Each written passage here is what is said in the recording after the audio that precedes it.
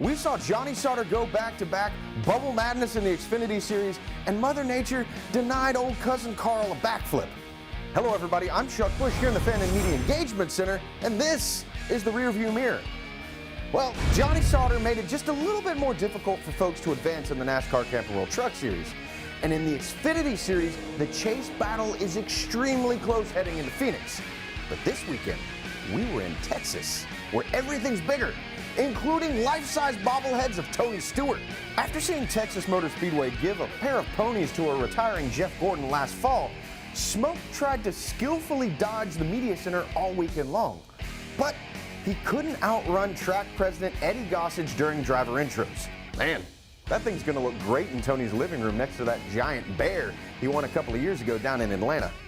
And now, the word of the week. The big key today is just... That was very good. You like that? If you couldn't understand that, don't worry. Neither could Kevin Harvick. He had radio issues. I sound any better? Much better, much better. Yeah, it's a lot better. Google won't search for Chuck Norris because it knows you don't find Chuck Norris. Chuck Norris finds you. And he found his way to the racetrack this weekend to introduce the Chasers. Sliced bread is the greatest thing since Joey Logano. After a long rain delay, we were able to confirm that, in fact, the stars at night are big and bright deep in the heart of Texas. Late in the running, Austin Dillon and Kevin Harvick made contact, sending the number 3 around. Harvick apologized for the incident, but Slugger Labby had other ideas. Yeah, he flat out wrecked it, man.